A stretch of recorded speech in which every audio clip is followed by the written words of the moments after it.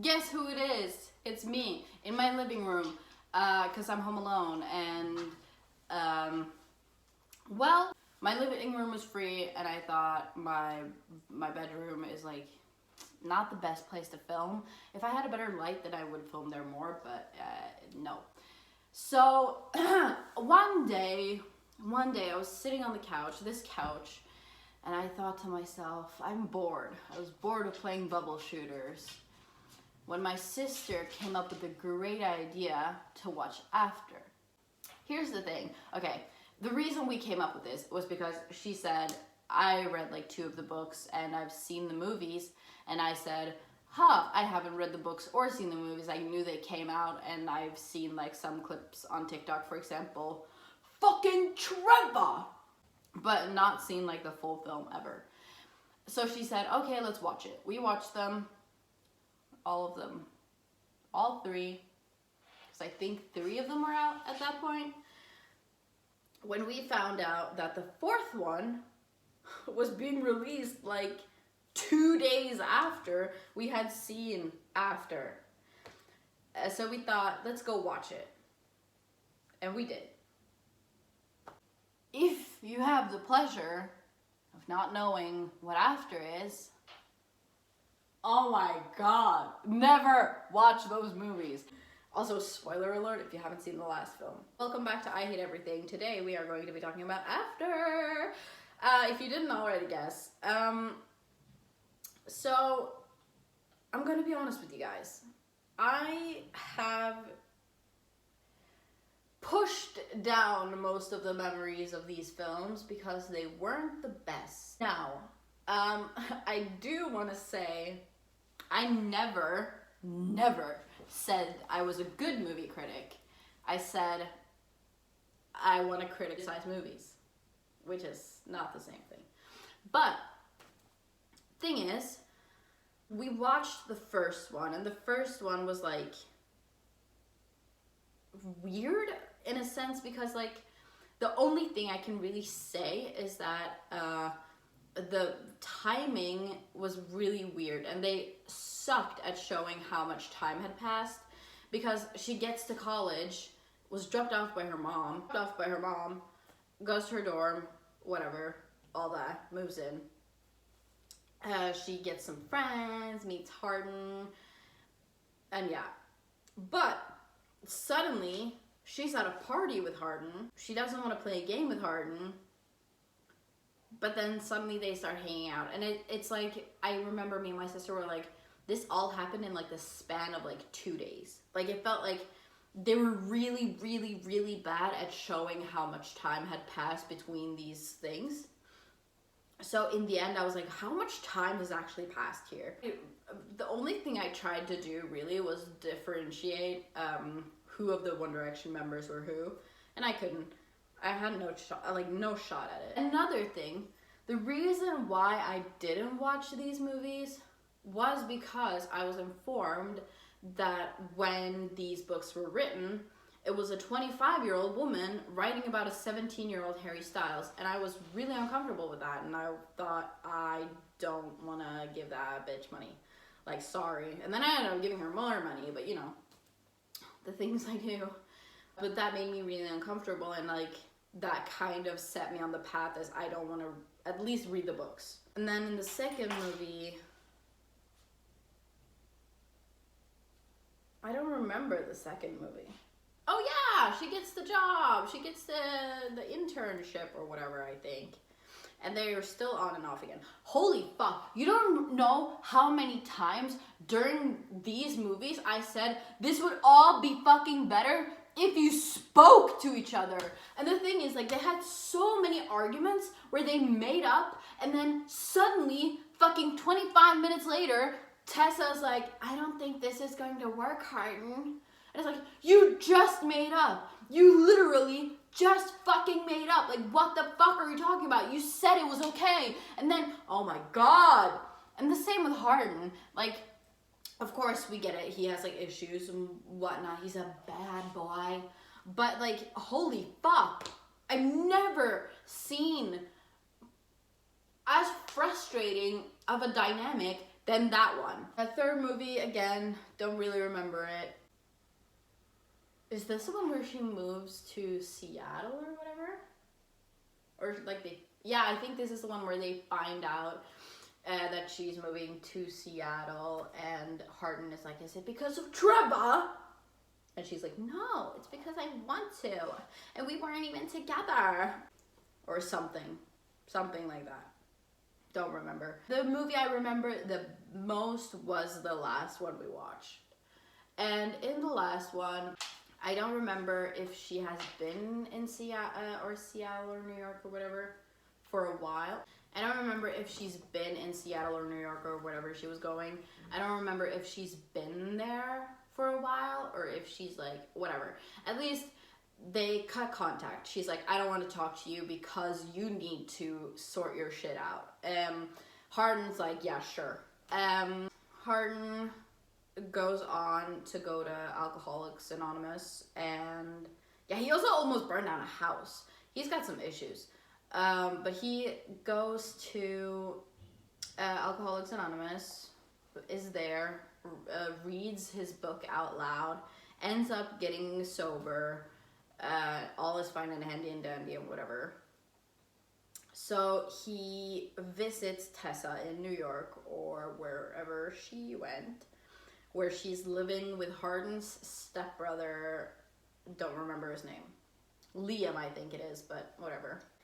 And they have like a great time. They're like kind of like there's some tension there, and she finds out that he's like clean now. He's been working on his anger. He's like in the gym a lot and like all that. He also finds out that Tessa can't carry children. But like the whole like when they talk about it is so fucking annoying, cuz Tessa's like, do you want kids with me? And he's like, no, not yet. Like, I want to, I want to wait a little bit, you know?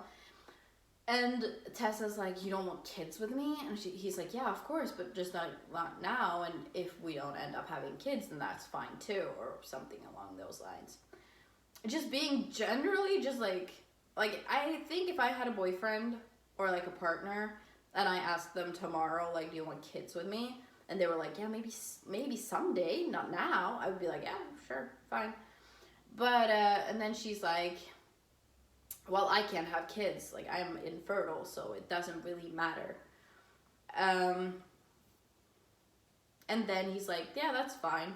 We can adopt, or we don't have to have children at all. And then she's like, you don't want kids with me? And it's like, holy fuck. I was in my chair. I was sitting in, like, the theater chair, and I thought to myself, this is fucking stupid. Like, this is such a fucking annoying conversation. Actually, this might be the third movie. I don't remember it correctly. But it's one of the movies. And it's just like, holy fuck. It was so annoying to listen to. I wanted to pull my hair out. And I think I said this out loud to my sister. If it was in the cinema or if it was at home, I don't remember. But I do remember saying it. I think it's ironically funny because I remember we were sitting in the cinema and the first, like, she has like flashbacks of memories and they were in the bathroom. They were in the bathroom and she's shaving him with like this old razor. And I don't remember what Hardin said before, but Tessa says, just one slip and it would all be over. And for some reason, I found it so funny that I started laughing out loud in like the cinema. It wasn't that funny. It's just the fucking, I don't know. Like, I feel like if Tessa was a psychopath, the movie would be better. Like, I'm sorry. It was just fucking hilarious, and I remember I laughed so hard. Which, you know, cinema etiquette, I know you're not supposed to, but I couldn't help it. I really, really couldn't help it. Anyway, she can't have children, all that. And while Hardin is like visiting her in whatever state she's in, she finds out Hardin has written a book called After, which is about Tessa and him, their relationship, whatever. and it came from a book he was writing. And throughout the whole, like, the 3 movies, we get, like, Tessa asking if she can ever read the book, and he's like, I don't know, probably not, this is private. She's like, sure, bud. Respect all that. He writes a book after Tessa reads it while Hardin is out, and is so offended. So fucking offended. I can't. I get it, like, it might not be, like, painting her in the most flattering way, but at the same time, it's like, if you can't accept your flaws as a human, then I think you have bigger issues and you should probably go to therapy. Because, like, I can sit here and I can say that I have flaws. Like, I know I have some flaws, and if someone were to point them out, I'd be like, yeah, that's pretty accurate. I'm working on it. Like, I don't know. Like, it's just, ugh. Anyway. And if she doesn't like reading about herself, change it. Like, I don't know. Like, if the person you're reading about, if you find that person really fucking annoying or whatever, then you know what you're like. Like, you can change some of that. Like, it's not necessarily like it's written in stone, like, this is how you're supposed to be, you know? But whatever, she's really, really, really offended. Hardin's like, no, this is, like, a good thing, and, like, I've had, like, a lot of book offers, and blah, blah, blah. And she's like, if you publish this book, I'm gonna never talk to you again. And, yeah. So, they end up... Hardin ends up giving, like, releasing the book, and it's like a #1 bestseller. Like, it's loved and cherished by many, you know? And, like, and Tessa goes to, like, a book signing where she finds out that Hardin has a girl with him. And, of course, her jumping to fucking conclusions and all, she just leaves without talking to him. And he sees her, kind of, and is like, oh, shit. And I think that's the end of the movie, if I'm not mistaken, I think that's the end of the movie. One thing I want to talk about the fucking movie makers about, why the fuck did you give Tessa those horrible fucking bangs? I was so upset the entire time because I could only look at how terrible her hair looked. If it was the actress's real hair, I feel bad for her. Because that looked atrocious. Like, that was awful. Sorry. Whatever. Not that important. I just found the hair atrocious. Hardin wasn't actually that bad. The problem I had with the last movie was that Hardin improved so much, and Tessa stayed the same fucking annoying bitch. I actually think she got worse. That was... I'm sorry, did you want me to root for these people, or did you want me to just, like, hate one person and, like, semi-like the other? Because that's what you did. I don't know. It was like, I don't know if it's me getting too old, but I just found, like, the whole experience awful. Actually awful. Like, I don't know how to explain it. It's like 50 Shades of Grey for teenagers who have issues. That's basically 50 Shades of Grey. You get what I'm saying, right? Because, I don't know, and it's the fact that it's, like, based off of a real human. I don't know how like, if someone wrote a fan fiction about me and then got a movie adaptation about it, completely shattering what I'm really like, I would actually sue them. I don't know if Harry did. He should have. Like, it's not that they write a fan fiction about me, or, like, it's not that she wrote a fan fiction about him. It's about the fact that it's a real human who she has taken every possible positive thing out of, absolutely shattered it, wrote him as a fucking douchebag, and then released it, got so many, like, reads that she was able to make it into what's it called? Not a trilogy, but like a 4-part, like 4 movies. And he only gets better in the 3rd one. Also, if you didn't know, there's a 4th one being released. Like, what the fuck is that? And I think recently, more so than before, like people have been kind of questioning how right it is to write a fan fiction about normal human beings, or not normal, but like celebrities. And like, for example, if you take characters from like movies or whatever, like Harry Potter fan fiction or whatever, then that's fine because they're characters, you know. But if you take like real humans, for example, like Harry Styles, and then write a fan fiction about them, like everyone has kind of been more like, is this correct? Like, should we be doing this? Because you are talking about a real human. And it's as Nick Sturniolo said, that person writing the fan fiction is quoting him. It's something he said. Like I don't know how to explain it, but like, yeah, they're like they're saying it like that's something you would say, when in reality, like, we have no idea what people are like. Like, for example, YouTubers, like I can say that I've watched Jacksepticeye for a really long time, and like I think I know like the kind of person he is, but I don't know him. I don't know everything about him, and I don't know, like, we don't know everything that like YouTubers or celebrities or whatever are putting out is like, it's a mask of a sort. Like, they will never give 100 of themselves, and you can't really quote, like, you can't really write about them saying or like acting a certain way, because you really don't know what they're like. And I don't know, I just find it weird. I think it's a little bit not morally gray, but I do think that we should take into account more, like, how weird it is thinking you know someone well enough to write a story about them. The movie was atrocious, so bad, awful.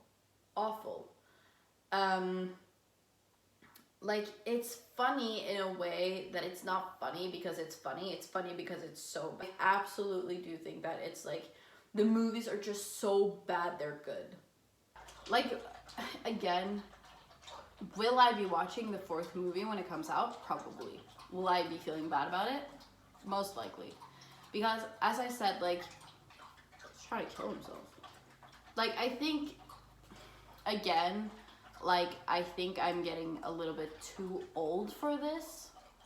Because when I was like 12, it was like, yeah, sure, fan fiction. If this came out when I was 12, I probably would have made it my whole life. I'm like soon 20, and I know, like, saying it's like I'm obviously still young, but I'm just at the age where, I don't know, I don't read fan fiction. I think it's getting really ridiculous. Sometimes I'll like pop in to see like what the kids are writing about, and I cringe because I just can't. It's so horrible. It's like, the sun is saying hello. Like, the one thing that I loved was seeing how many actors like quit. How many actors quit after like the 1st movie. Like, in the 2nd movie, they had to replace so many of the actresses because they didn't want to be in the rest of like the in the rest of the series, which I find funny. I find it funny. I'm sorry. If I were to give, I'm gonna give each of the movie a score. Or like, is it 5 movies? I think it's 5 movies, actually.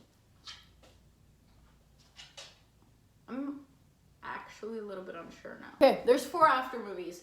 It's, okay, first one, 4. Second one, 4.5. Third one,